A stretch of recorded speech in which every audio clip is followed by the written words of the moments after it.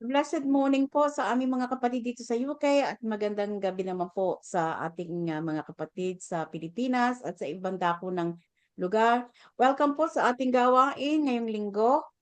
Let us pray for everyone at nawa po Panginoon ay ito'y ang aming pong marinig ngayong araw na ito ay maging aming gabay para patungo sa kaluwalhatian. Let me call po Sister Shirley for the opening prayer.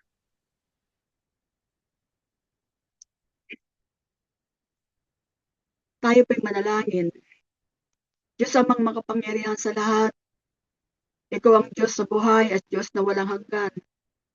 Panginoon, kami po'y lumalapit na may kababaang loob. Nagpapasalamat kami, Panginoon, sa mga biyayang ipinagkakaloob mo sa amin. Ang iyong pagmamahal, ang grasya, at ang iyong mga awat habag, Panginoon. Kaya, Panginoon, kami tiklop tuhod na lumalapit sa iyo, Panginoon. Nagpapakumbaba po kami, Panginoon, sa iyo.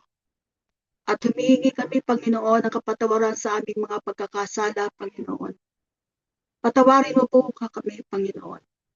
Sa mga sandaling ito, Panginoon, itinataas ko po ang aming gawain, Panginoon.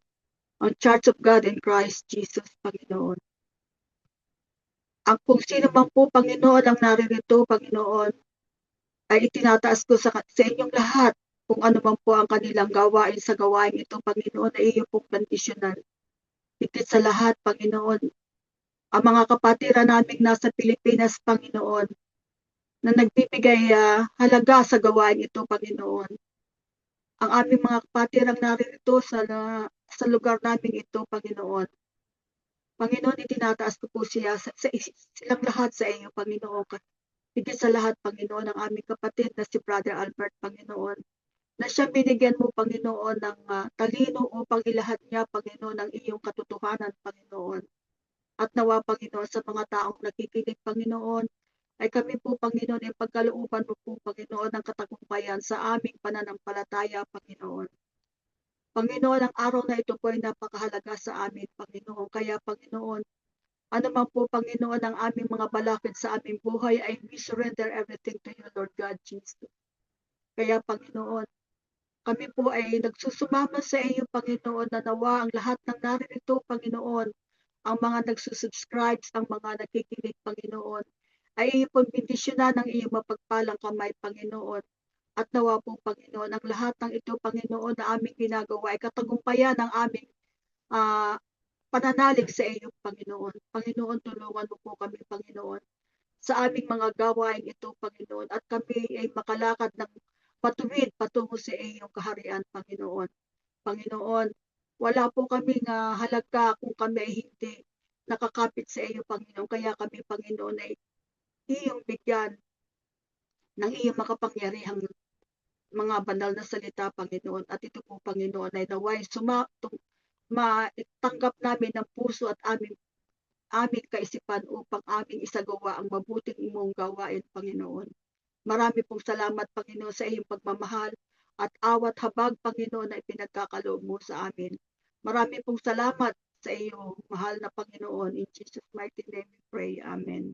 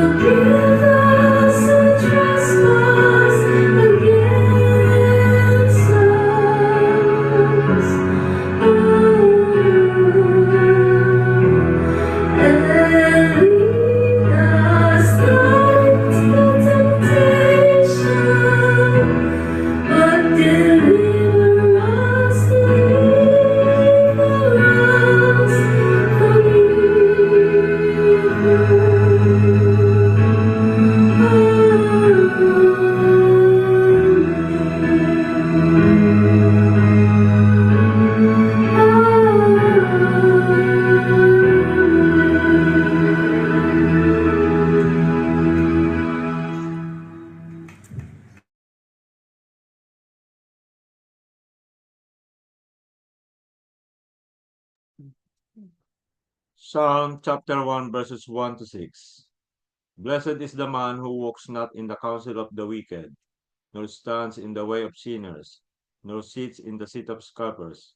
But his delight is in the law of the Lord, and on his law he meditates day and night. He is like a tree planted by streams of water that yields its fruit in its season, and its leaves that does not wither. In all that he does, he prospers. The wicked are not so, but are like chaff that the wind drives away. Therefore, the wicked will not stand in the judgment, nor sinners in the congregation of the righteous. For the Lord knows the way of the righteous, but the way of the wicked will perish. This is the word of the Lord. Thanks be to God. At ngayon naman po ay marinig natin ang brother husband sa kanyang inspirational talk.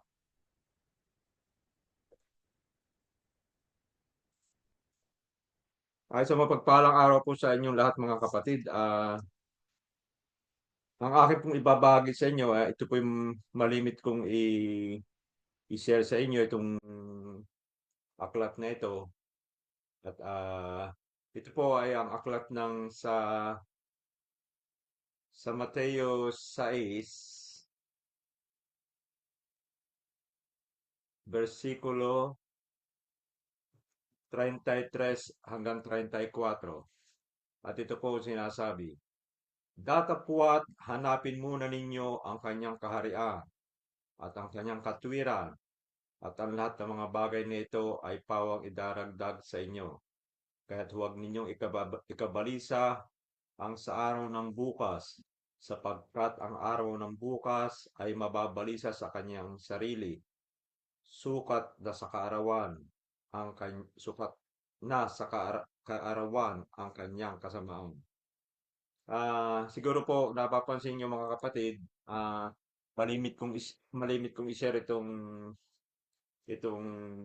aklat na ito ng Mateo sa chapter 6 sapagkat ito po yung nagbigay sa aking sarili ito po naging inspirasyon ko upang manatili sa gawain. Ito po yung isa na ginamit ng Panginoon, kauna-unahang ginamit na ito po ay parang naging challenge sa akin bilang mananampalataya sapagkat sabi po rito, dapat hanapin muna ninyo ang kanyang kaharian at ang kanyang katwiran, at ang lahat ng mga bagay na ito ay pawang idaragdag sa inyo. At dun nga po sa aking pagtugon, simula po dun sa pag sama ko sa pag-aaral ng banal na aklat. Ito po ay talagang isang napakatibay na batayan sa nangyari sa aming buhay. Sapagkat kung i-share ko po sa inyo, ang aming pong buhay mo't asawa, kami po ay nagsimula sa talagang walang-wala rin. Na nung kami nasa Pilipinas, hindi naman po namin pinlano itong mga bagay na kami naririto ngayon.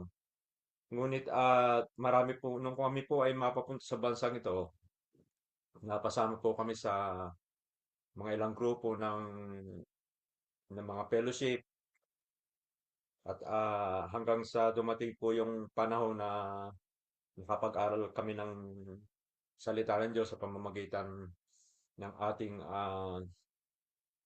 butihing lingkod na si Brother Albert. At ito nga pong kung ito is parang naging challenge po sa amin na pagka inuun natin ang Panginoon, ang paghahanap sa Kanya, na andun po yung unti-unti kaming naliwanagan sa mga salita ng Diyos, at nabuksan po yung aming puso at isip sa pamamagitan ng Kanyang salita. At yung po mga bagay na nangyayari sa aming buhay, mga pagsubok, pinansyal, sa aming mga anak, yun po ay dinamdam din po namin. Ngunit yun po ika nga ay dumaan na po yun. naging matatag po kami sa pag-aaral sapagkat kung atin pong uunahin ang kanyang kaharian at tayo mananatili sa pakikinig, unti-unti po, hindi naman po kaagad-agad na after 1 week, after 1 year, tayo mabubuksan, tayo ay mauunawaan ng mga kanyang mga salita. Kami po'y bumilang din ng taon bago namin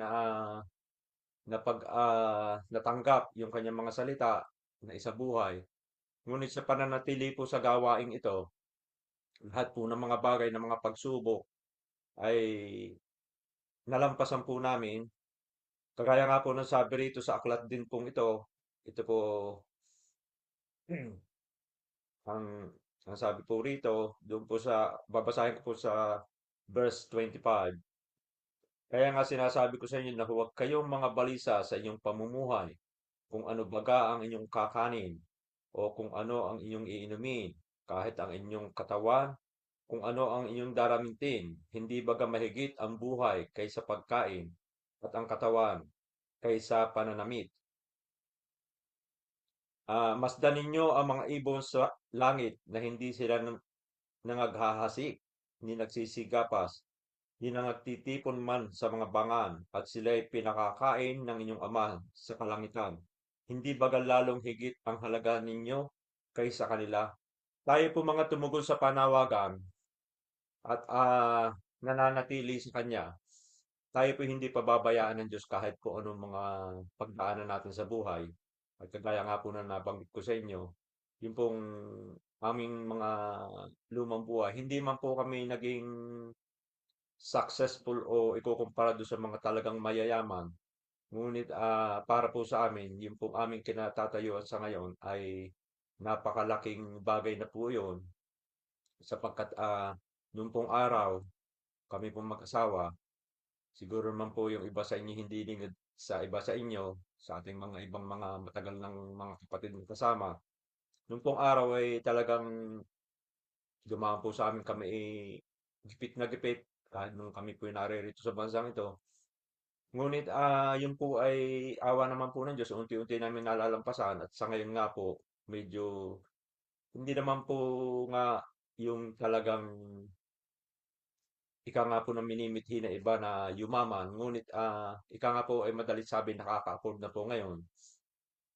Yun po ay sa pamamagitan ng pananampalataya na yung pong pananampalatayang yun po ay nabuo sa pananatili namin sa gawaing ito sapagkat kung tayo po'y makikinig at tayo mawawalan ng gana sa bandang huli sa nangyayari sa ating buhay, hindi po natin mapapagtagumpayan yung ating mga minimithi sa buhay bilang tao dito sa lupa kung tayo po ay mag-agam-agam sa paglilingkod. Sapagkat sa akin pong karanasan, ako po ay dumaan sa ganyan na talagang nag-isip po ako kung tama yung ginagawa o hindi. Ngunit ito nga po, ipinakita sa akin itong flat na ito na sinasabi nga rin po rito, kung hahanapin muna ang kanyang kaharian at ang kanya pong kaharian at ang katwiran binabanggit po rito ay yung pong kanyang mga salitang ating napapakinggan linggo-linggo, ating nababasa sa araw-araw kung tayo po nagbubuklat ng Biblia. At diyan po namin napagtagumpayan yung mga bagay kasi pagkat dito po sa lupa, bilang tao, masama at mabuti, tayo po'y pinagbabala sa material. Ngunit kung tayo po ay sumusunod sa Panginoon, mas sobra pa po yung pagpapalang ating matatanggap. Mas sobra pa po doon sa ating inaasam-asam. Sapagkat naroon po yung kahit tayo walang pera, tayo maligaya, tayo masaya, kagaya po ng aming nararamdaman ngayon. Kahit po kami nagigipit, may mga pangangailangan. Ngunit yun po ay parang balewala. Hindi na po namin masyadong pinag-iisip yung ganun. Although kailangan nga po, kung minsan ako po, kagaya po sa ngayon, may mga pangangailangan kami doon sa anak namin nasa Pilipinas. Pag may nag-alok sa akin ng trabaho, yun po talaga iginagrab ko. Kung minsan, kung napapansin nyo, hindi na ako nakaka-attend ng prayer night, hindi ako nakaka-attend ng gawain. Yun po yung dala ng pangangailangan. Ngunit sa ngayon po, ay pwede pala po pala yung ganon. Nga ngayon ko rin po na na-realize na pwede pala akong tumarbaho na makaka-attend pa rin ako ng gawain. Kaya kung may trabaho po ako ng linggo, talagang nagbibigay po ako sa kanila ng kuha na hindi ako po pwedeng hanggang ganong oras lang ako.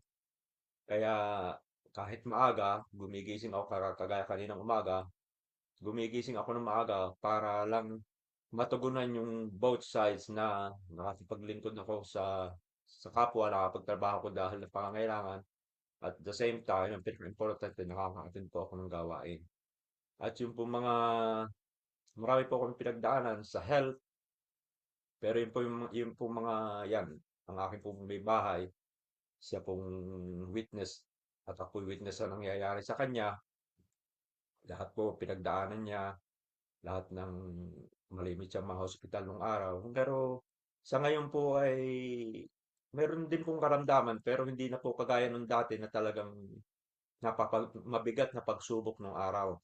Nung hindi pa po talaga kami, ika nga po, fully talagang sa pananampalataya ay dapat talaga po magiging challenge din sa ating buhay na kasi nung po ako'y tawagin, nung ito po ay makuha, sige nga, subukan ko nga ito. Pero nung masubukan ko po ang salita ng Diyos, maganda po yung naging outcome. Maganda po lahat po ng mga problema, lahat ng mga dalahin sa buhay ay talagang ipinapasa Diyos namin. At ito po ay talagang napakabisa na talagang kanyang tinutugon ang panalangin. Kuminsan po, may mga panalangin tayo na hindi na, kuminsan, hindi tinutugon ng Panginoon. Pero pagka ang pananampalataya natin ay ika nga po inaando na at nasa sa level na noong tumataas yung pananampalataya, hindi na tayo maghihinanakit. Kung minsan dumaan nyo sa amin na nasisisi namin yung Diyos kung bakit Diyos, bakit ba nyo kami bakit ba nangyayari sa amin to? Natanong namin tuloy yung Diyos. Pero sa pamamagitan ng kanyang mga salita, nauunawaan namin na dapat ito mangyayari sa atin. May mga pagsubok na dapat dumaan sa ating buhay, hindi puro sarap ng buhay. At yan nga po yung aming napapagtagumpayan ngayon at pinipilit na papagtagumpayan at nang sa ganun, mga kapatid, ay hindi lang sa ganito namin maranasan yung ginhawa, kundi yung hanggang sa kabilang buhay, makaranas ng ginhawa. Nung isang araw ko nga po, natanong ko doon sa aking kay sister wife, ano kaya yung pakiramdam nung nasa yung ika nga po, yung nasa impyerno, yung nasa ika nga po, yung kumukulong apoy. Nagkakausap kami tungkol doon. Kung yun ba'y mararamdaman o yun po yung isang itatanong ko kay Brother Albert na sana po yung masagot niya mamaya. Siyempre, iba po yung kwan. Kaya po tayo naghahanda ng ganito para sa kabilang buhay. Kasi sa Biblia, meron pong tinatawag na hmm, yung nagbabagang apoy na doon po mapupunta yung mga makasalanan. Kaya kung tayo po ay hindi magpapatuloy at hindi po natin isang araw ating kabilang yung ating natutunan dahil lang sa mga problema, mababaliwala po yun at pagtatapusan po, sa halip na makakasama natin ating Panginoong Hesukristo, ay baka po tayo ay ng dyablo ang ating makasama, kaya mag-iingat po tayo sa mga pagsubok sa buhay.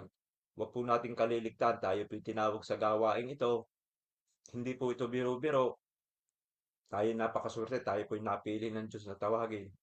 At ako naman po ay bilang kanyang tinawag, ako naman po ay maligaya na ngayon ay natatanggap ang kanyang mga salita at maraming natututunan sa kanyang mga aral sa pamamagitan ng ating mga ngaral na si Brother Albert. Kaya nagpapasalamat po ako at ang gawain ito, kahit po tayo iilan, ay patuloy pa rin at marami tayong natututunan. At yun lamang po mga kapatid, maraming salamat po at God bless us all. Thank you po. Ngayon naman po ay tatawagin na natin si Brother Albert para sa ating Word of God for the week.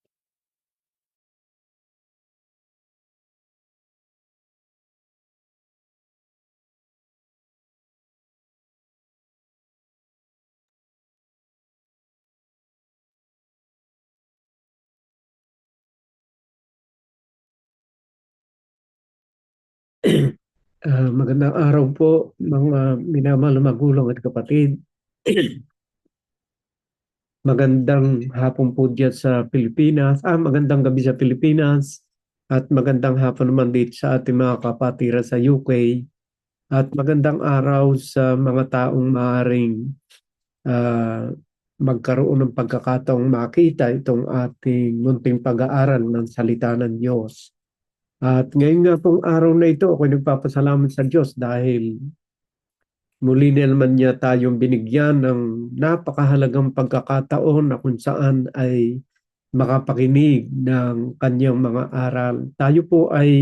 Ito po ay palatanda na tayo ay talagang tinawag at pinili ng Panginoon sapagkat hindi po lahat ay mahilig na makinig, hindi lahat ay nagbibigay ng pagkakataon sa paanyaya ng Panginoon na makapakinig ng kanyang mga banal na salita.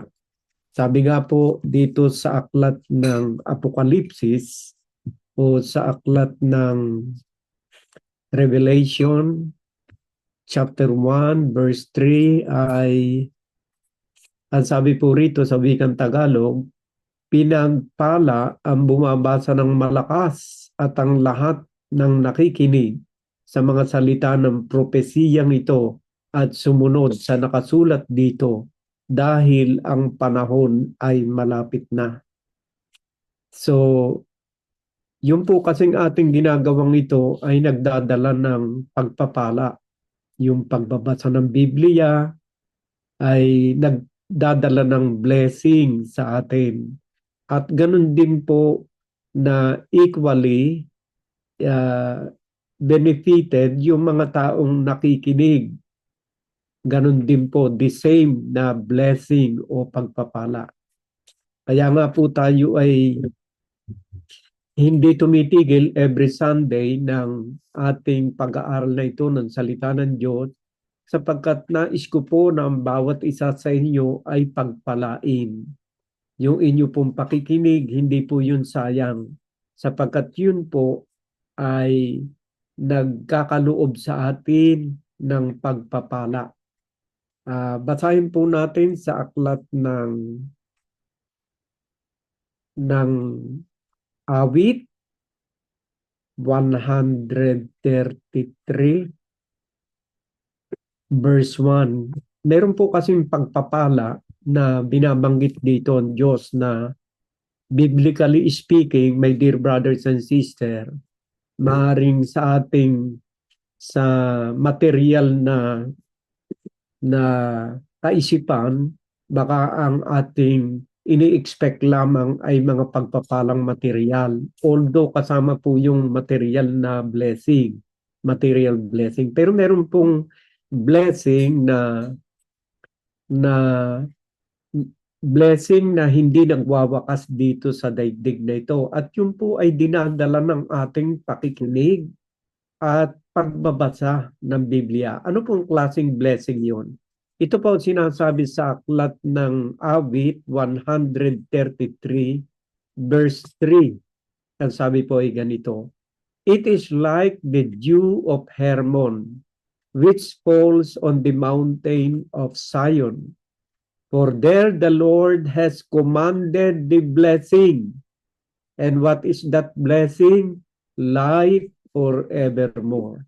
Yun po yung pinakamataas na uri ng pagpapala na ibinibigay ng pakikinig at pagbabasa ng salita ng Diyos.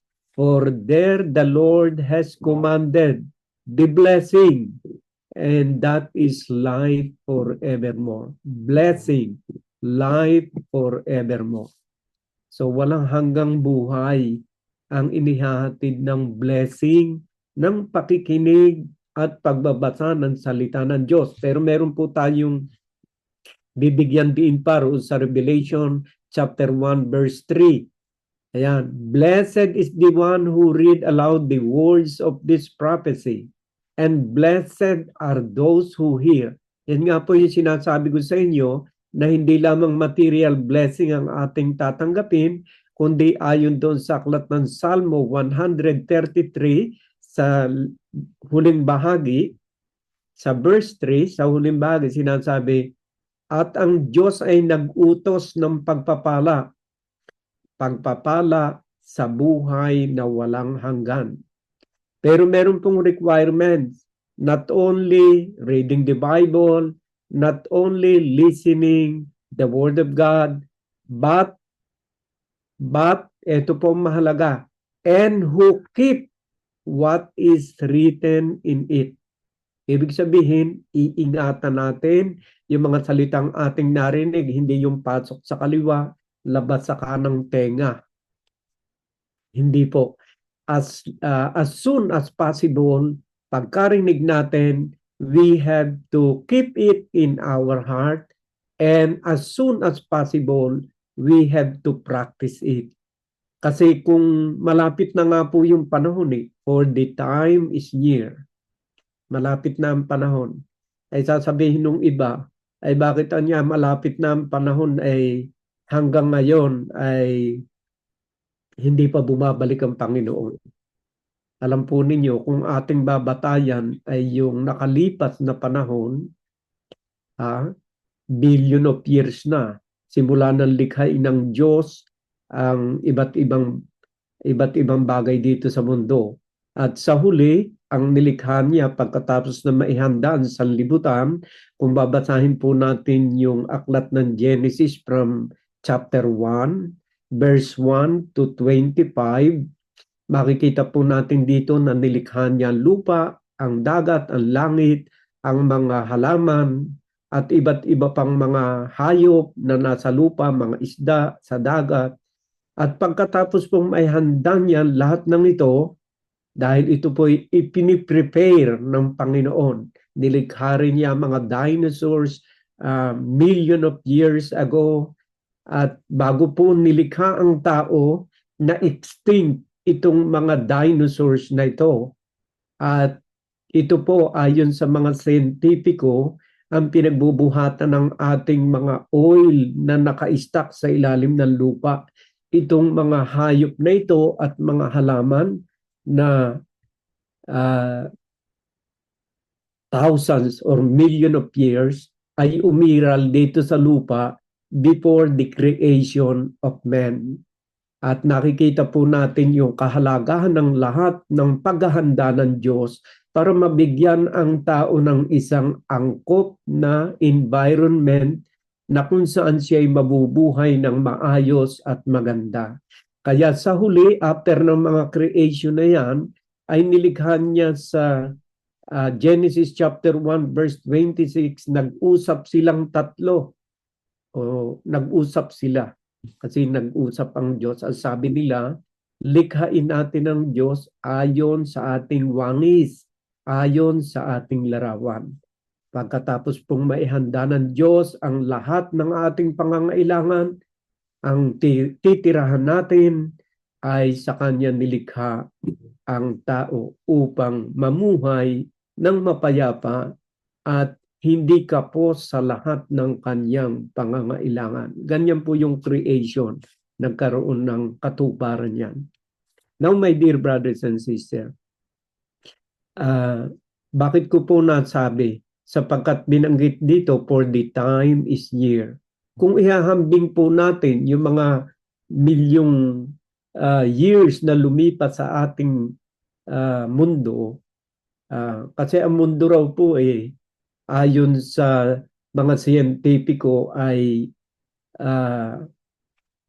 ang tatagal ng mundo ay hanggang 5 billion years. At yun namang tawag dito, itong sun ay maaaring tumagal daw ng mga 7 billion years. Ang mundo po ay maaaring nandito na tayo sa mga 3 billion years. Malapit-lapit na. At kung ihahambing natin sa mga nakalipas na mga panahon, ay the time is near. Mas malapit na tayo kung ihahambing doon sa mga naunang nakalipas na panahon sa kawakasan. So my dear brothers and sisters, ito po yung sinasabi sa banal na aklat. For the time is near. Now, tayo po mga kapatid ay nag-aanyaya ng ganitong pag-aaral dahil po sa ang ating hinahangad ay yung blessing. The blessing that is pronounced by God 1,000 years ago in the book of Psalm, and that blessing is life forevermore. May buhay na walang hanggan, at yan nga po ang gustong itanong ni Brother Randy sa akin na ano ba yung magaganap sa kabila? Masakit ba maramdaman natin yung hirap? Palagay ko maramdaman natin yung mga paghihirap na yon. Although hindi natin alam na malinaw kung ano yon. Kasi po yun po ay parusa. Yung impyerno po, parusa yon. At yun po ay eternal na parusa. Eternal condemnation of God sa mga taong hindi magbabago ng kanilang buhay. And we are very lucky na tayo po ay binibigyan ng Diyos ng landas o daan na kung saan ay ating lalakaran upang tayo makarating doon sa life forevermore. At yan nga po yung mga kautusan ng ating Panginoong Hesukristo na sa ating pakikinig, ayon nga kay Brother Randy, natututo siya at habang natututo, ini-apply mo sa araw-araw na iyong buhay, nagiging way of life ng isang Kristiyano, ang magiging dulo noon kung hindi tayo titigil, kung hindi tayo aantras, ay life forevermore. Kaya nga po, huwag kayong aantras, huwag kayong titigil, upang yung ating buhay ay doon mapapunta sa pangako niyang ultimate blessing na binabanggit sa Biblia. And what is that ultimate blessing? Life forevermore. Psalm 133 verse 3, the last part of that particular verse, God has commanded blessing, life forevermore. So, my dear brothers and sisters, blessed is the one who read aloud the words of this prophecy, and blessed are those who hear and who keep what is written in it, for the time is near. Malapit na po ang panahon ng muling pagbabalik ng ating Panginoon Jesucristo. Pero meron pong binabanggit ang Biblia na pagparito ng ating Panginoon Jesucristo na hindi siya mismong bababa rito sa lupa, kundi sa kalawakan o doon sa ere tayo sasalubungin ng ating Panginoong Jesucristo. Kasi meron pa pong 1,000 years na daraanan ang mundo bago po yung final judgment ay maganap.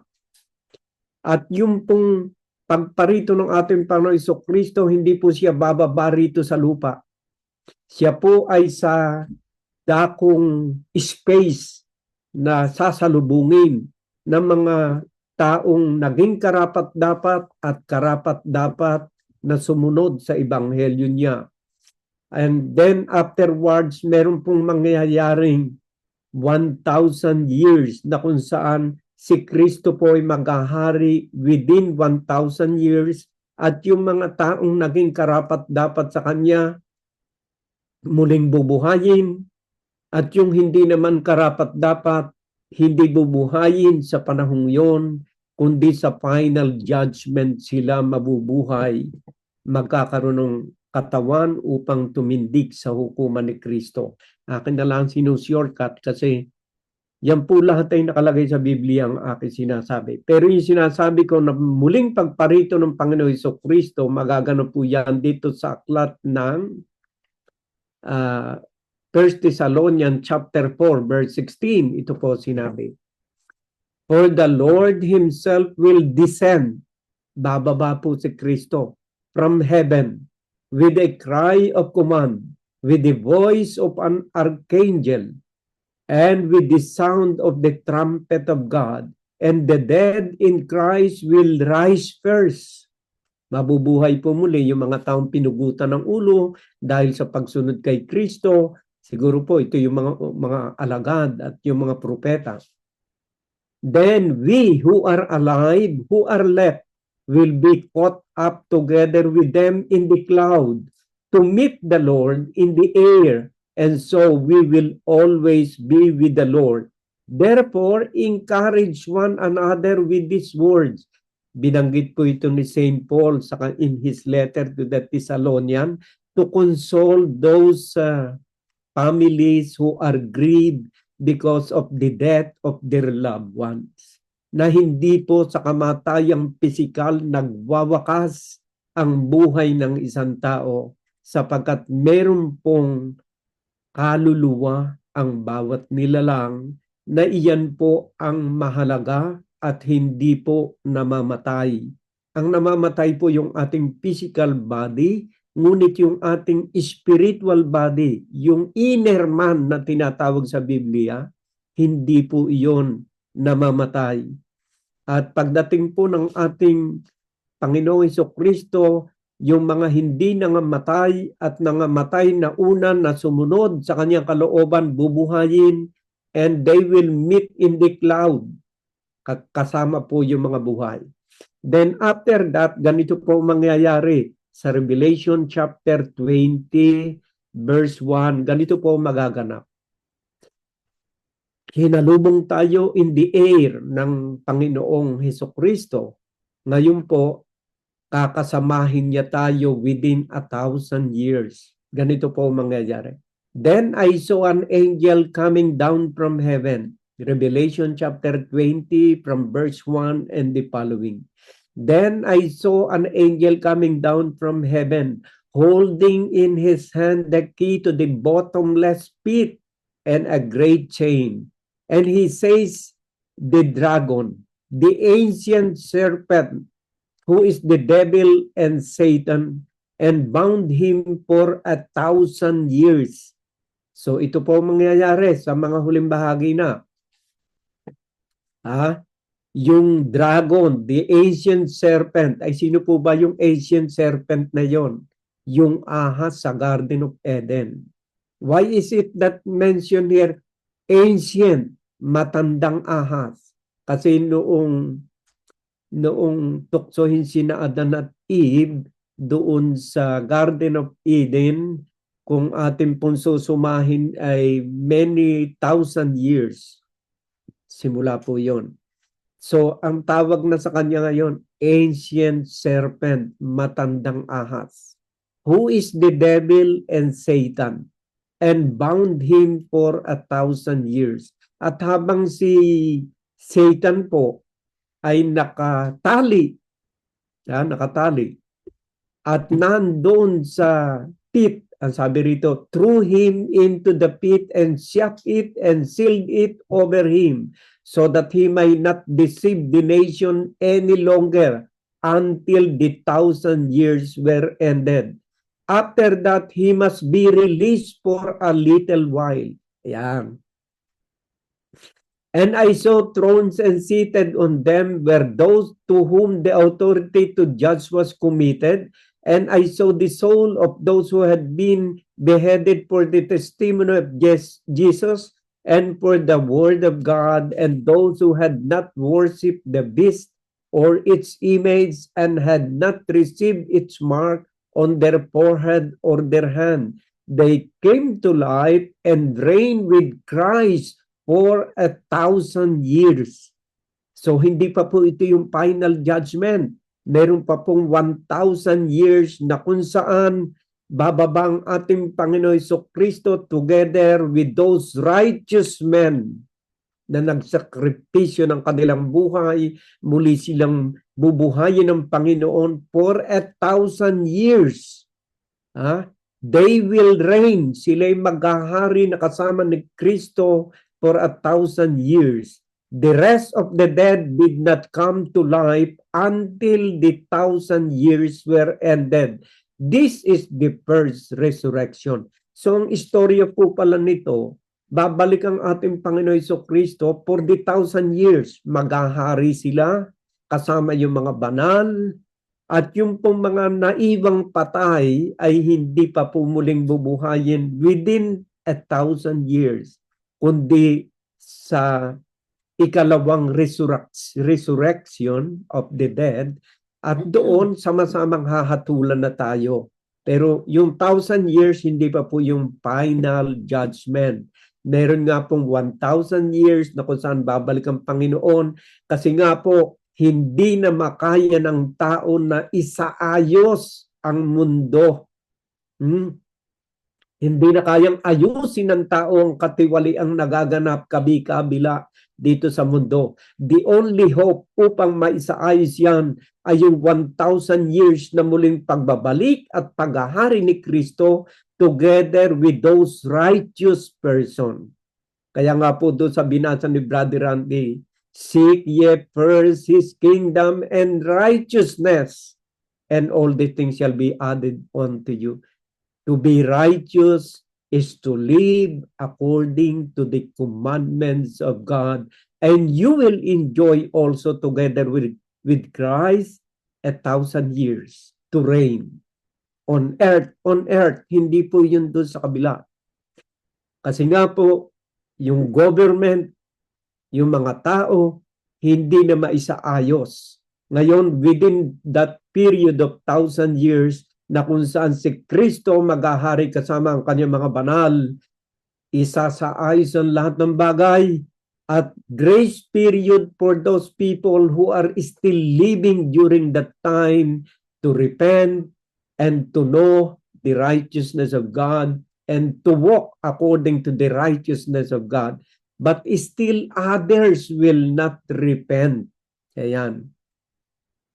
Kaya meron pa pong 1,000 years na babalik ang Panginoon. He will reign 1,000 years before the final judgment will come. So, yan po yung inaasahan natin na nag-aaral ng salita ng Diyos. Hindi pa po wakas yun. Because Jesus and the righteous person will rise again from the grave, and they will reign with Christ 1,000 years. After that, saka pa lamang magkakaroon ng tawag dito, ng final judgment. Basahin pa rin, ituloy pa po natin sa verse 7. And when the 1,000 years are ended, kapag natapos na po ang 1,000 years, Satan will be released from his prison. Kasi within 1,000 years, ibibilanggo po pala si Satan. Pero nang pagmalapit na matapos ang 1,000 years, i-release muli itong si Satan sa kinabibilangguan niya. And will came out to deceive the nation that are at the four corners of the earth, Gog and Magog, to gather them for battle. Their number is like the sand of the sea. So yung pong mga nag-reign na kasama na Jesus Christ within 1,000 years, before the 1,000 years ended, ay nakakawalan si Satan at magkakaroon po ng matinding labanan between the force, yung puwersa ng kabutihan at kasamaan. At sabi nga dito, sinasabi, like the sand of the sea, yung dami at bilang ng masasamang tao na tutugis doon sa mga righteous people. At sa verse 9, and they march up over the broad plain of the earth and surrounded the camp of the saint. Ito pong camp of the saint, ito nga po yung kampo ng mga santo na muling binuhay ni Kristo, na kasama niya na naghari within 1,000 years. Ayan. The camp of the saint and the beloved city, but fire came down from heaven and consumed them. So bago matapos ang labanan, pagsalakay nito masasamang tao doon sa kampo ng ating Panginoon Jesucristo na kasama mga righteous, hindi na sila makakapasok doon kasi bababang apoy mula sa langit at silang lahat ay matutupok. And the devil who had deceived them was thrown into the lake of fire and sulfur, where the beast and the false prophet, pagka po false prophet, mabigat po ang parusa, kasama po ni Satan na susunugin doon sa apoy. Ang sabi rito, thrown into the lake of fire and sulfur. May sulfur pala. And the beast, where the beast, yung matandang ahas, and the false prophet, yung mga bulang propeta na kumakatha ng sarili, false prophet, where and they will be tormented, pahihirapan. Kaya ito sumasagot sa sabi ni Brother Randy na, ano kayang pakiramdam nung nandun sa kabila? Ang sagot po ng Biblia, and they will be tormented. Ano ba sa kahulugan ng tormented? Lagay nga natin sa kwan. Agony. Ayan. Torment. Agony. Tormented. Experiencing or characterized by severe physical or mental suffering. Yan po yung sinasabi ng Biblia. The beast and the false prophet were and they will be tormented day and night forever and ever. Naku, wala palang katapusan na paghihirap. Walang katapusang suffering. Kaya ito nga pong sumasagot sa tanong ni Brother Randy. Walang katapusang paghihirap. Ayan. Walang katapusang suffering ang naghihintay. So, wag natin kalilimutan yung word na yun. They will be tormented day and night forever and ever. What is torment? Ang sabi ng Biblia, the meaning of tormented, experiencing or characterized by severe physical or mental suffering. Yan po kahulugan ng tormented, day and night forever and ever. So walang katapusan. Ay ano naman ang magaganap doon sa mga taong sumunod sa salita ng Diyos? Wala ring katapusan. Pero walang katapusang kaligayahan sa piling ng Diyos. So the choice is in us. Nasa atin ang pagpili. Suwayin mo ang commandments ng ating Panginoon Jesucristo at doon ka sa walang hanggang paghihirap. Sundin mo ang kalooban ng ating Panginoon Jesucristo at doon ka sa lugar na napakabuti at napakagandang lugar. Basahin nga po natin para hindi tayo nagkukuhan. Dito sa aklat ng Mateo chapter 25 verse 40 and 41. Ito po kasi istorya ng mga taong sumunod sa Panginoon. Ito po sinasabi. Aking nga itaas sa 31. Ayan, para maganda yung istorya buo.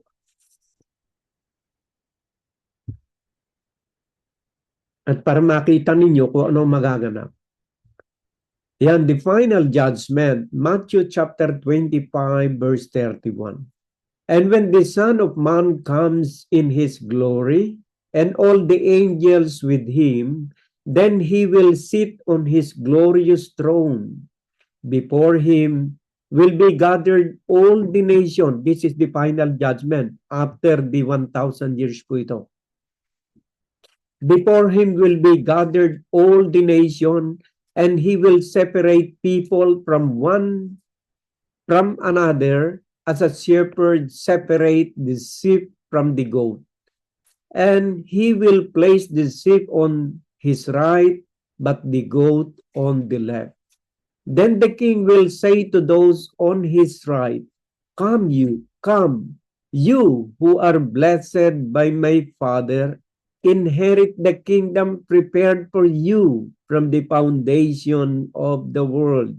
For I was hungry, and you gave me food. I was thirsty, and you gave me drink. I was a stranger, and you welcomed me. I was naked, and you clothed me. I was sick, and you visited me. I was in prison, and you came to me. Then the righteous will answer him, saying, Lord, when did we see you hungry and feed you, or thirsty and give you drink? And when did we see you a stranger and welcome you, or naked and clothe you? And when did we see you sick or in prison and visit you? And the king will answer them, truly I say to you, as you did it to one of the least of these my brothers, you did it to me. Ito po yung parusa naman. Then he will say to those on the left, ito po yung hindi sumunod, hindi dumalaw sa kanya nung may sakit, hindi bumisita nung nabilanggo. Then he will say to those on his left, depart from me, you curse, into the eternal fire prepared for the devil and his angel. O, dito po sa talatang ito, ganito po magiging sitwasyon natin.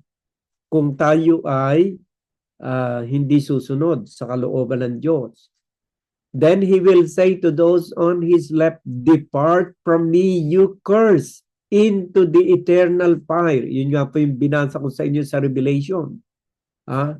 Into the eternal fire prepared for the devil and his angel. For I was hungry and you gave me no food. I was thirsty and you gave me no drink. So ito po ang katatapusan ng Judgment Day. Ngayon po, itaas natin sa 46. Ganito po magaganap. And this will go away into eternal punishment. Yung mga hindi sumunod sa ating Panginoon Jesucristo. And this will go away into eternal punishment, but the righteous into eternal life.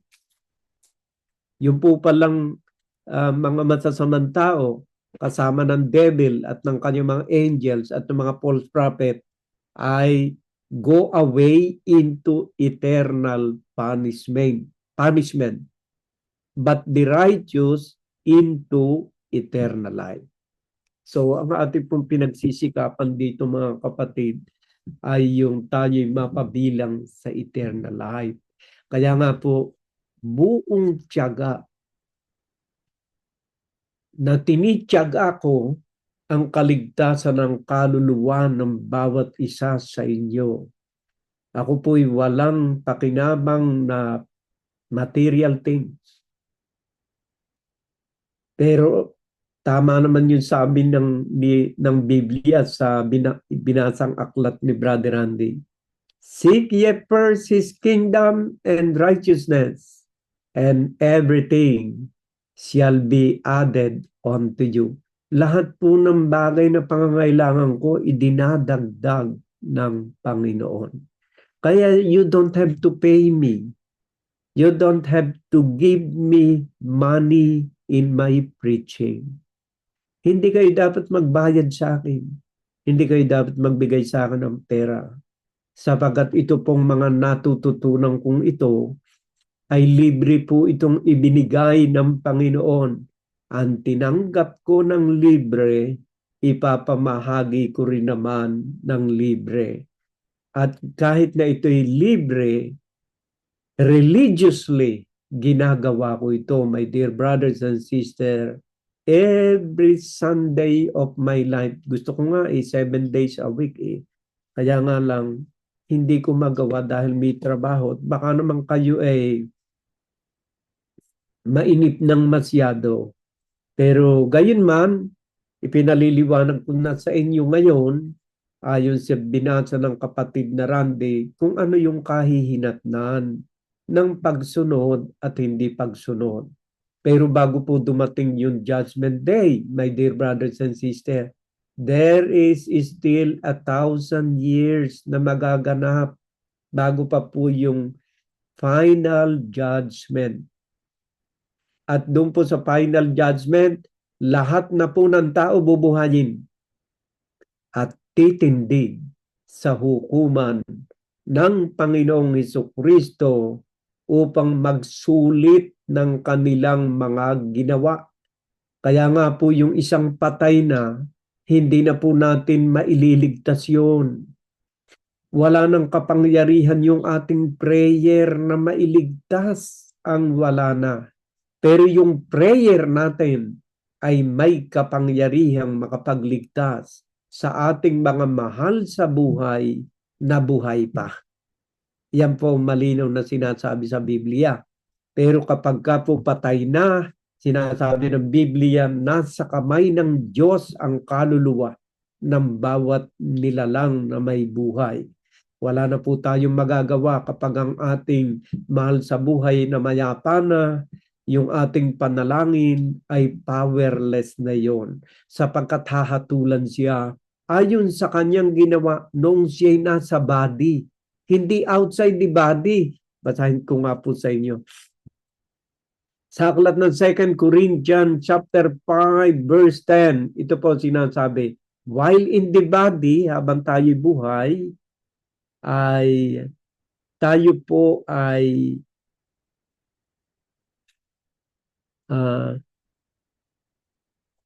nasaan ba yun? 2 Corinthians chapter 5.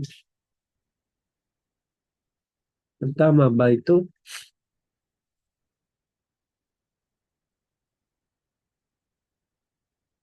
Verse 10. Ito po. 2 Corinthians chapter 5 verse 10. For we must all appear before the judgment seat of Christ, so that each one may receive what is due for what he has done in the body. So habang ang espiritu natin nasa body pa natin, buhay tayo, nakakapagsalita, nakakakilos, nakakagawa, ay doon na po tayo magbagong buhay at iayon na natin ang ating buhay sa mga kautusan o righteousness of God. Yung pong righteousness, yung po yung mga kautusan ng Diyos, whether good or evil. So tayo po magbabayad ayon sa ginawa ng ating katawan. Pag namayapa na po isang tao, that is the end of the story of his life on earth.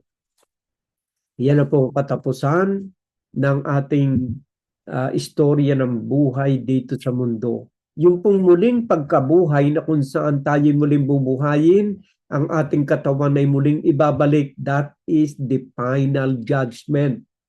Kahit na ikaw'y lumuha ng bato para ikaw'y gumawa pa ng mabuti, wala ka nang magagawa, nakatindig ka na sa hukuman. Oo nga, nandyan na uli ang katawan mo dahil huhukuman ka. Dahil kailangang ibalik uli yung katawan mo eh. Bakit? Ay yun po yung hahatulan. Yung katawan mo na dating buhay, na namatay, hahatulan tayo ayon sa ginawa natin noong tayo'y nasa katawan pa.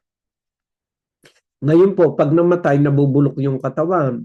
Sa final judgment, muli kang bibigyan ng katawan. Yung katawan mo nabulok, ibabalik uli yun ng Diyos. Bakit po?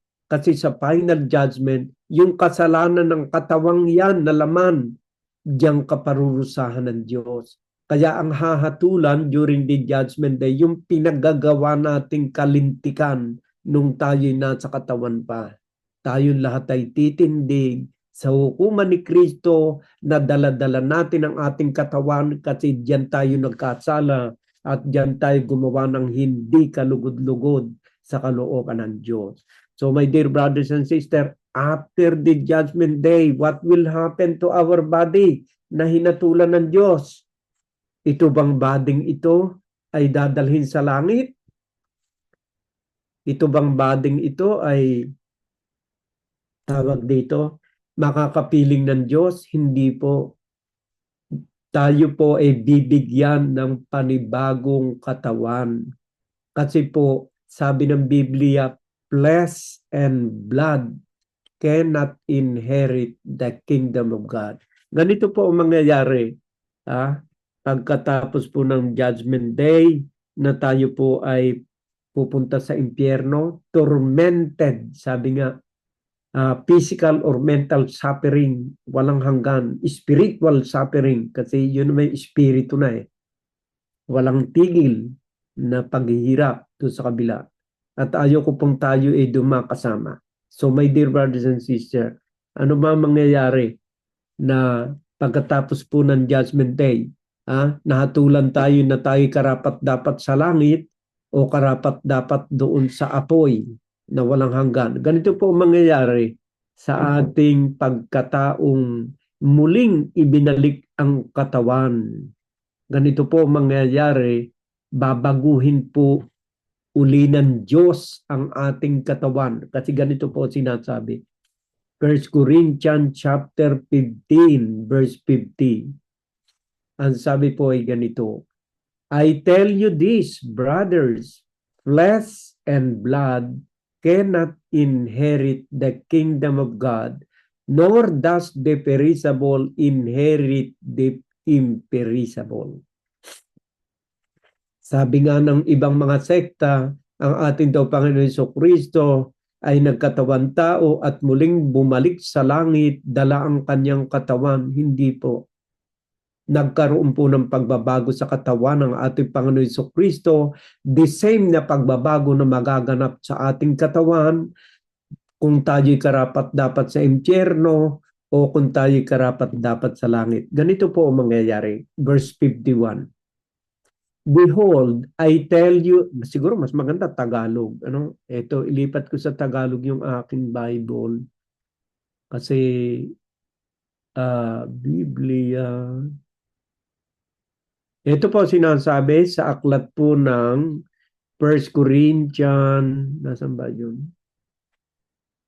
Ito po, 1 Corinthians chapter 15, verse 50. Yan po, 50 and the following. Ito po sinasabi. 50. Where are you? Ito po. Sinasabi ko nga ito, mga kapatid, na ang laman at ang dugo ay hindi makapagmamana ng kaharian ng Diyos, ni ang kasiraan ay magmamana ng walang kasiraan. So, after ng Judgment Day, ibinalik yung ating katawang lupa. Pero yung naging karapat-dapat sa impyerno at naging karapat-dapat sa langit, may pagbabagong magaganap, my dear brothers and sisters. At yan po ipinaliwanag ni St. Paul dito sa 1 Corinthians chapter 15 verse 50. Sinasabi ko nga ito, mga kapatid, na ang laman at ang dugo ay hindi makapagmamana ng kaharian ng Diyos, ni ang kasiraan ay magmamana ng walang kasiraan. At sa verse 51, narito, isinasaysay ko sa inyong isang hiwaga. Hiwaga po pala, magaganap na ito. Hindi tayong lahat ay mga tutulog, ngunit tayong lahat ay babaguhin. Ano po ang salitang hindi tayong lahat ay mga tutulog? Hindi po naman lahat ay patay sa panahong iyon. Kung hindi, tayong lahat ay babaguhin. Ano pong pagbabago magaganap? Ito po sa verse 52. Sa isang sandali, sa isang kisap mata. Ay isang kisap mata, ganun kabilis yung pagkisap ng mata. Ganun pong kabilis ang pagbabago ng ating katawan. Sa isang sandali, sa isang kisap mata, sa huling pagtunog ng pakakak, sapagkat tutunog ang pakakak at ang mga patay ay mga bubuhay na mag-uli na walang kasiraan at tayo'y babaguhin. Sapagkat kinakailangan na itong may kasiraan ay magbihis ng walang kasiraan at itong may kamatayan ay magbihis ng walang kamatayan. Datapwat pagka itong may kasiraan ay nabihisan ng walang kasiraan at itong may kamatayan ay mabihisan ng walang kamatayan, kung magkagayon ay mangyayari ang wikang nasusulat, nilamon ng pagtatagumpay ang kamatayan. At sa verse 55, saan naroon o kamatayan ng iyong pagtatagumpay? Saan naroon o kamatayan ng iyong tibo? ang tibo ng kamatayan ay ang kasalanan at ang kapangyarihan ng kasalanan ay ang kautusan. Datapwat salamat sa Diyos na nagbibigay sa atin ng pagtatagumpay sa pamamagitan ng ating Panginoong Hesukristo. Sino raw ang magtatagumpay? Yung nananatili kay Kristo, yung sumusunod sa kalooban ni Kristo, yung nagsasabuhay ng kanyang mga banal na salita. You are a victorious person. And once that you are a victorious person, you will inherit eternal life. Yung buhay na walang hanggan, na doon ay wala ng wakas, sapagat ang buhay na babaguhin, yung ating katawang ito'y papalitan ng buhay na wala ng kamatayan. Sa piling ng ating Diyos, tayo ay mabubuhay na walang kamatayan, my dear brothers and sisters. Sa panahong iyon, we will live like an angels of God. Para tayo mga anghel, my dear brothers and sisters. Basahin nga po natin para tayo ay maliwanagan ng lubos. Dito po sa aklat ng Mateo 22. Mateo 22.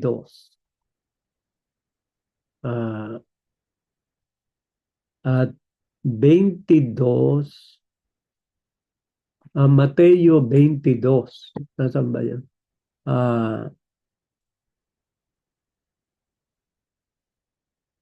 Ayan. Dito po, babasahin ko sa inyo istorya para maipaliwanag ko sa inyo kung ano magiging anyo natin sa kabila. Ito po, oh. Ito po, sinasabi. May nagtanong po sa ating Panginoon Jesucristo. Dito sa, ayan, 23, Matthew 22 verse 23. Susundan po ninyo ako sa Biblia para hindi tayo maligaw. Ito po sabi, Matthew chapter 22 verse 23 and the following. Nang araw na yaon ay nagsilapit sa kanya mga Saduseyo na nagsasabing walang pagkabuhay na maguli. At siya'y kanilang tinanong na sinasabi, Guro, sinabi ni Moises kung mamatay na walang mga anak ang isang lalaki, ay mag-asawa ang kanyang kapatid na lalaki sa asawa niya at magkakaanak sa kanyang kapatid na lalaki. Nagkaroon nga sa amin ng 7 magkakapatid na lalaki at nag-asawa ang panganay at namatay at sapagkat hindi siya nagkaanak ay iniwan niya ang kanyang asawa sa kanyang kapatid na lalaki. Ganyan din naman ang nangyari sa pangalawa at sa pangatlo hanggang sa 7. Makatuwid, hindi magkaanak itong mga ito kaya napalipat yung mga asawa at nangamatay sila. Kaya doon sa 7, yun ang huli. At saka huli-hulihan nilang lahat ay namatay ang babae. Ito po, sa pagkabuhay ngang mag-uli, sino kaya doon sa 7 ang magiging asawa? Sapagkat siya'y naging asawa nilang lahat. Ito po ang paliwanag tungkol sa kung ano magiging hitsura natin sa kabila. Ngunit sumagot si Jesus at sinabi sa kanila na nagkakamali kayo sa hindi pagkaalam ng mga kasulatan. Kasi nga po, inosente sa Biblia itong mga taong ito. Ni ng kapangyarihan man ng Diyos. Sapagkat sa pagkabuhay, dito sa verse 30, sapagkat sa pagkabuhay na maguli, ay hindi na mga aasawa ni mga pag-aasawahin pa, kundi gaya ng mga anghel sa langit. Ito po pala magiging hitsura natin. Magiging parang mga anghel sa langit. Datapwat tungkol sa pagkabuhay na maguli ng mga patay, hindi ba ganinyo nabasa ang sinalita sa inyo ng Diyos na nagsasabi, ako ang Diyos ni Abraham, ang Diyos ni Isaac, at ang Diyos ni Jacob. Ang Diyos ay hindi Diyos ng mga patay, kundi ng mga buhay. So my dear brothers and sisters, malinaw po ang sagot ng ating Panginoon Jesucristo sa verse 30. Sapagkat sa pagkabuhay na maguli, ay hindi na mag-aasawa, ni mga pag-aasawahin pa, kundi gaya ng mga anghel sa langit. So my dear brothers and sisters, ito ang mabuting balita sa atin ngayong araw na ito na bilang paghahanda natin sa darating na buhay na walang hanggan. At ang sabi po sa Mateo 6, Mateo chapter 6 verse 33 na binasa ng ating kapatid na Randy, datapwat hanapin muna ninyo ang kanyang kaharian at ang kanyang katuwiran, at lahat ng mga bagay na ito ay pawang idaragdag sa inyo, plus yung eternal life na blessing ng Diyos. Psalm 133 verse 3, the last part of that verse, God has commanded blessing. And what is that blessing? Life forevermore. At doon po sa ating ipinaliwanag, tatandaan po ninyo, bago dumating yung Judgment Day, meron pa pong 1,000 years na muling pagkabuhay, unang resurrection na magaganap, muling bubuhayin ng Diyos yung mga banal, yung mga taong namatay dahil sa pagsunod sa Kanya, maghahari sila for 1,000 years na habang nakakulong si Satanas. Basahin po ninyo Revelation chapter 21 verse 1 to 8. Ganyan. Yan po, basahin po nyo, maliliwanagan kayo dyan, na meron pa pong naghihintay na 1,000 years. At hindi pa po dumadating yung 1,000 years na yon, my dear brothers and sisters. Kasi babalik ang Panginoon sa air, imimit ng mga banal, muling unang bubuhayin yung mga banal, imimit sa air, at yung mga buhay ay kasamang imimit din ng Panginoon, and they will reign 1,000 years. At habang nagre-reign 1,000 years, si Satan naman nakabilanggo sa bottomless pit, sa walang hanggang kalaliman. Wala siyang magawang panunukso na magaganap. Pero dahil sa kahinaan ng tao, kahit wala si Satan, merong ginagawa pa rin kasamaan ng tao. Hindi po naman lahat ng kasamaan ay galing kay Satanas. Meron po tayong kasamaang pansarili na nasa ating pagkatao na nagiging dahilan ng ating pagkakasala at pagkakamali.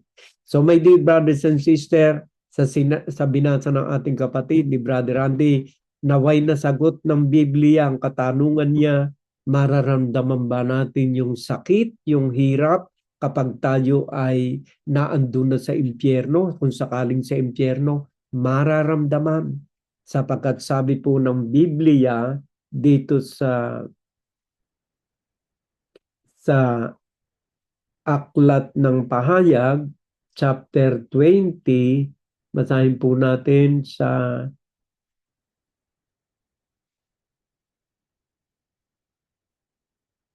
Ayan,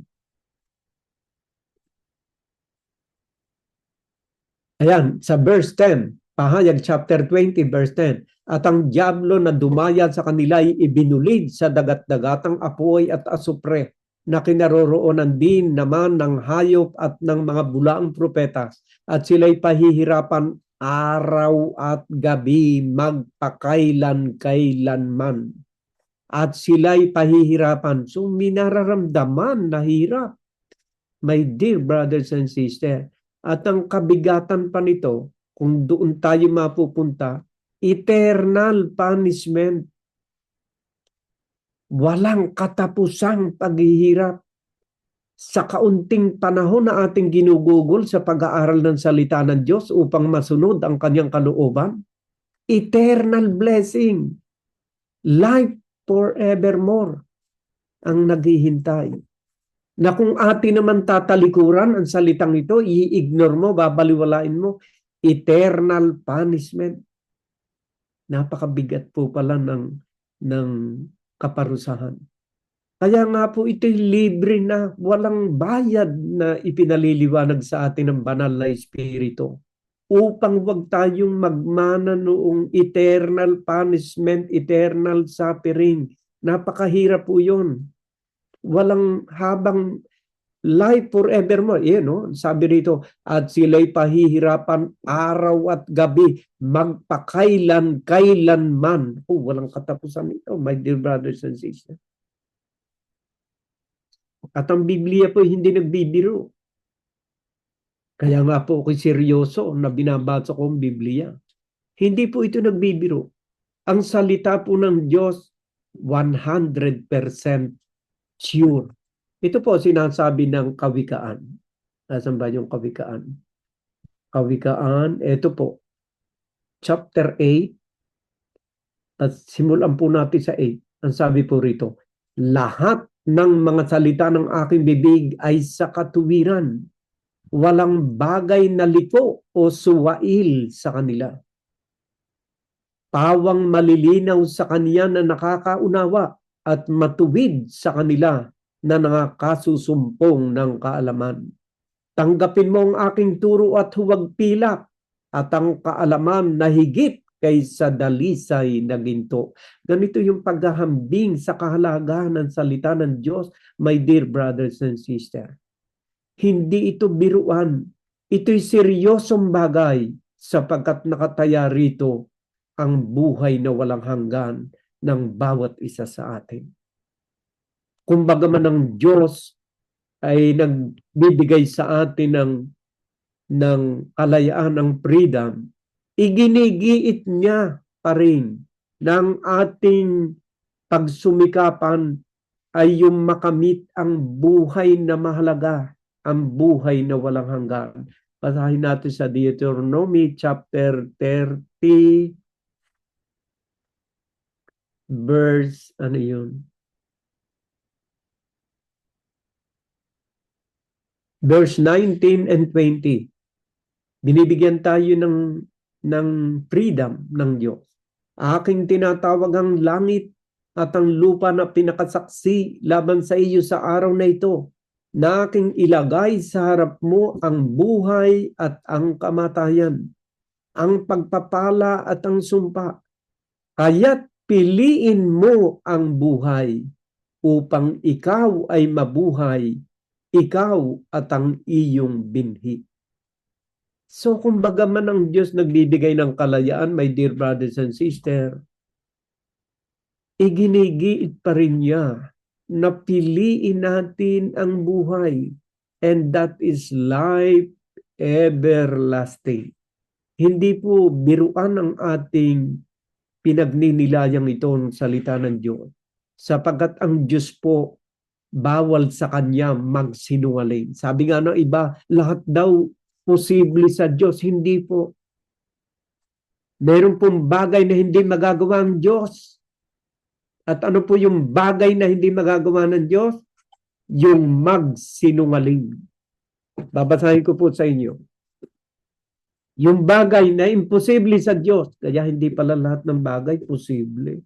Meron po palang bagay na imposible sa Diyos na magawa niya. Naririto po sa aklat ng Hebrew. Ayan. Hebrew chapter 6 verse 18. Ito po sinasabi. Ang nagsasalita po rito ay si St. Paul sa guidance of the Holy Spirit. Upang sa dalawang bagay na di mababago, na diya'y di maaaring ang Diyos ay magbulaan. Alam po ninyo yung bulaan, sinungaling. Hindi, na diya'y di maaaring ang Diyos ay magbulaan, ay magkaroon tayo ng isang matibay na kasiglahan, tayong nangagsitakas na sumakanlong upang mangapit sa pag-asang nalalagay sa ating unahan. Sa Diyos na hindi maaring magbulaan o magsinungaling. So, mapanghahawakan natin ang salita ng Diyos sapagkat bawal sa Kanya ang magsinungaling. Isang bagay na imposibleng magawa ng Diyos. Kaya hindi po pala lahat ng bagay ay posible sa Diyos. Hindi posible sa Diyos ang magsinungaling. At ang lahat po ng ating binabasang ito ay totoo. Because the sum up of His word, kung titingnan po natin yung ating logo, nakalagay sa gitna, doon. My word is a light to my path and a light to my feet. Ayan. Ano nakalagay doon sa logo natin? Your word is a lamp to my feet and a light to my path. Psalm. Ang Diyos po ay hindi maaaring magsinungaling. Kaya hindi po pala lahat ay posibleng gawain ng Diyos. At posible sa Diyos na gawain niya magsinungaling. Kaya nga po yung mga salita na aking binabasa na salita ng Diyos, yan po'y totoo 100%. Paghandaan po natin ay ang buhay na walang hanggan. At paano natin paghahandaan? My dear brothers and sisters, 1 Corinthians chapter 15 verse 1, ito po sinasabi, 1 Corinthians chapter 15 verse 1, ngayon ipinatatalastas ko sa inyo mga kapatid ang ebanghelyo na sa inyo aki ipinangaral, na inyo namang tinanggap, na siya naman ninyong pinananatilihan. Sa pamamagitan naman nito'y ligtas kayo kung kayo'y matyagan ninyong iingatan ang salitang ipinangaral ko sa inyo, maliban na kung kayo'y nagsisampalataya ng walang kabuluhan. Bakit po nawawala ng kabuluhan ang ating pananampalataya? Kung ini-ignore mo, hindi mo isinasabuhay, ipinagwawalang bahala mo, walang kabuluhan ang iyong pananampalataya. Dapat ang pananampalataya, pagkarinig mo ng utos ng Diyos, ng salita ng Diyos, paniwalaan mo ito ng iyong buong puso at ugaliing maging landas ng iyong buhay sa araw-araw. Nawa ang pag-ibig ng Diyos at ang kanyang walang hanggang biyaya ay sumaating lahat sa araw na ito. At sa darating na panahon, lagi nating tatandaan ang pagsasabuhay, pag-iingat ng kanyang salita sa kaibuturan ng ating puso at gawin nating ito'y way of our life can save us and will have the ultimate blessing, and that ultimate blessing is life forevermore. May the Lord God bless us all. Amen.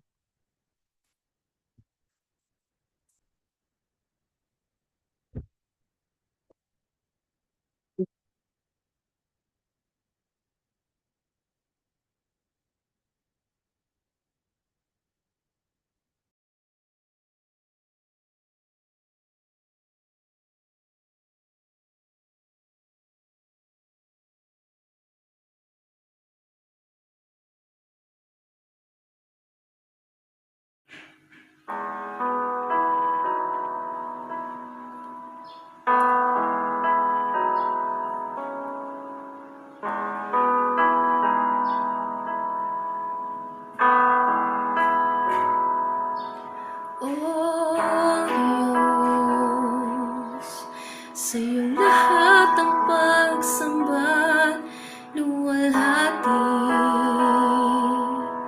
maging ang pinakamainam kong awit ay aawitin sa iyo, O Diyos. Ang aking isipan ay pagharian mo,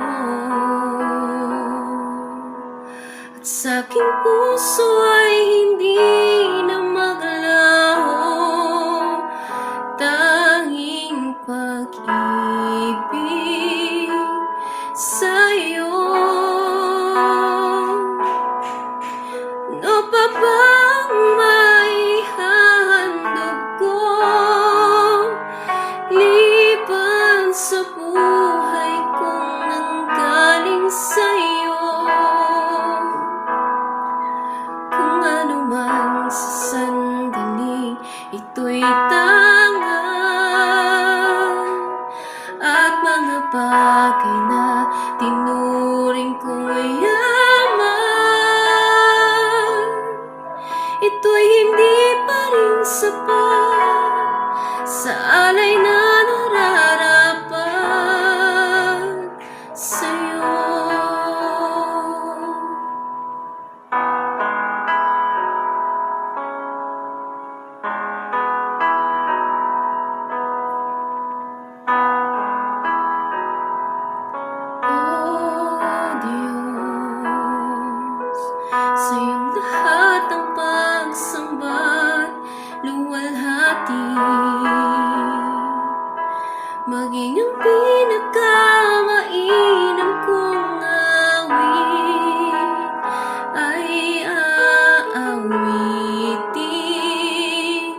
sa'yo, O Diyos. Ang aking isipan ay pagharian mo, at sa aking puso ay hindi na maglaho tanging pag-ibig sa'yo. Ano pa bang maihahandog ko liban sa buhay ko nang galing sa'yo? Kung ano man sa sandaling ito'y tangahan, at mga bagay na tinuring kong yaman, ito'y hindi pa rin sapat sa alay na nararapat sa'yo. Ano pa bang maihahandog ko liban sa buhay kong nanggaling sa'yo? Kung ano man sa sandaling ito'y tangahan, mga bagay na tinuring kong yaman, ito'y hindi pa rin sapat sa alay na nararapat. Ito'y hindi pa rin sapat kahit ialay ang lahat sa'yo.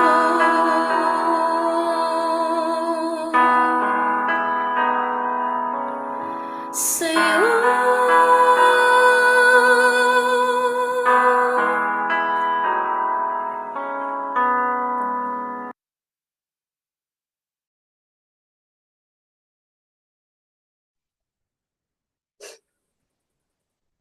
Lord, maraming salamat po, Panginoon. Sa araw na ito, Panginoon, maraming salamat po sa pagsama-sama na naman naming muli, Panginoon, upang makinig ng inyong mga banal na salita, Panginoon, sa pamamagitan ni Brother Albert, Panginoon. Maraming salamat po, Panginoon, sa lahat ng biyaya na binibigay ninyo sa amin, Panginoon, at sa lakas na pangangatawan, Panginoon, na inyong ibinigay sa amin, ng aking mga kapatid dito sa Church of God in Christ Jesus, Panginoon. At naway patuloy-patuloy nyo kaming i-guide, Panginoon, sa lahat ng oras, Lord, sa lahat ng panahon ng aming mga gagawin, Panginoon. At naway i-bless nyo, Panginoon, lagi ang aming gawain na ito, Panginoon, tuwing linggo, Lord, ang aming night prayer, Panginoon, at ang aming charity, Panginoon. Naway patuloy-patuloy ninyo kaming basbasan, Panginoon, sa lahat ng aming gagawin, Lord. Maraming salamat po, Panginoon, sa inyong kabutihan sa amin, Panginoon, sa walang sawang pagmamahal ninyo, Panginoon. Naway i-guide nyo kami lagi, Panginoon, at bigyan nyo kami ng lakas ng pangangatawan, sampu ng aming mga pamilya, Panginoon, sa buong Pilipinas, Panginoon. At naway lahat ng aming mga kapatiran sa Pilipinas, Panginoon, bigyan nyo rin po sila ng lakas na pangangatawan, Panginoon, at i-guide nyo rin po sila sa kanilang mga ginagawa sa pang-araw-araw, Lord. Itinataas ko rin po sa inyo, Panginoon, ang lahat ng may mga karamdaman sa oras na ito, Panginoon. Naway abutin niyo po sila, Panginoon, ng inyong makapangyarihang kamay, Lord, upang pagalingin niyo po sila, Lord, hipuin niyo po silang lahat, Panginoon, kung ano man po ang kanilang mga karamdaman, Panginoon. Pati na po, Lord, sa aming mga kapatid, Panginoon, dito sa Church of God in Christ Jesus, kung ano man po ang aming mga karamdaman, Lord, naway pagalingin niyo rin po kami, Panginoon. Itinataas ko rin po sa inyo, Panginoon, ang lahat ng mga taong nagugutom, Panginoon, naway lagi niyo silang proteksyonan, Panginoon, ng maibsan ang kanilang mga gutom, Lord. Pati na po, Lord, ang lahat ng mga nagsasuffer ng mga kalamidad, Panginoon, sa mga sunog, sa bulkan, sa mga lindol, Panginoon. Naway i-guide niyo sila, Panginoon, at proteksyonan, Panginoon, at naway maibsan ang mga sakit ng kanilang mga nararamdaman, Panginoon, sa mga pamilya nila na nawawala, Panginoon, sa mga kalamidad, Lord. Naway kayo na po ang bahala sa kanila, Lord, na magbigay ng kalunasan, Panginoon, sa kanilang mga nararamdaman, Lord. Itinataas ko rin po sa inyo, Panginoon, ang aming bansang Pilipinas, Panginoon, naway maging maayos, Panginoon, at magkasundo-sundo po. Nawa, Panginoon, ang lahat ng mga namumuno, Panginoon, sa aming bansa, Lord. Pati na po, Lord, ang mga kababayan naming mga Pilipino, Panginoon, naway maliwanagan din ang kanilang mga kaisipan, Panginoon, upang maibsan ang gulo sa Pilipinas, Panginoon. Lord, kayo na po ang bahala, Lord, sa haka-haka ngayon, Panginoon, na mayroong dabiguan sa Pilipinas, Panginoon. Naway hindi matuloy, Panginoon, ang lindol na yan, Panginoon. Kayo na po ang bahala, Lord, na proteksyon sa lahat, Panginoon.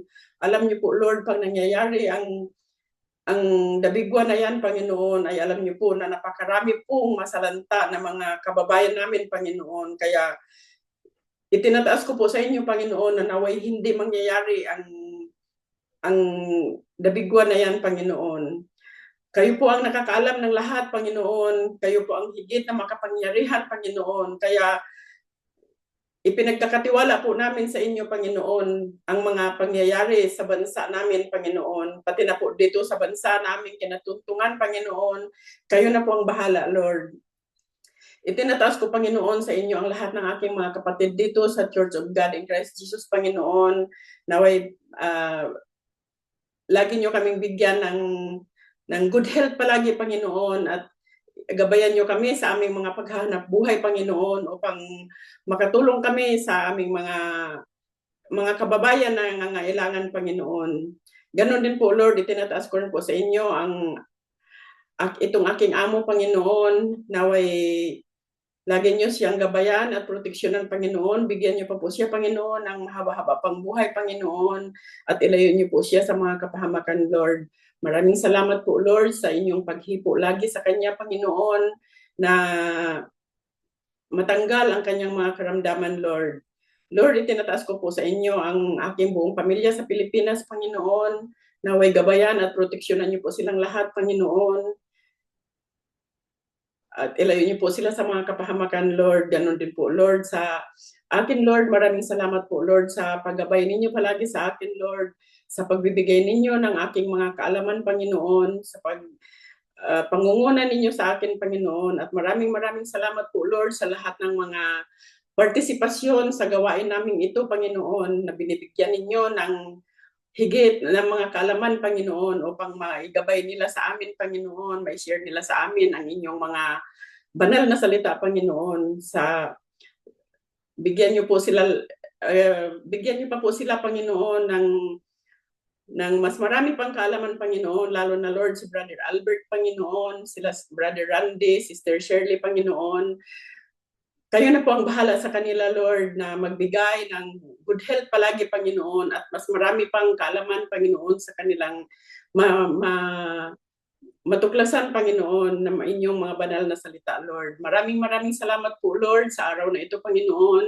At naway hanggang sa susunod na linggo, Panginoon, ay kami magkakaisa na naman, Panginoon, at hinihintay po namin ang pagkakataon, Panginoon, na dadami kami, Panginoon, sa pakikinig ng inyong mga banal na salita, Panginoon. Hindi po kami nawawala ng pag-asa, Panginoon, na maparami namin ang mga kaluluwang makikinig ng inyong mga banal na salita, Panginoon. Maraming salamat po, Lord, sa inyong kabutihan, Panginoon, sa amin, Panginoon. Sa walang sawang pagmamahal, Panginoon, sa lahat ng mga biyaya, Lord. Maraming salamat po, Lord. In Jesus' mighty name I pray. Amen.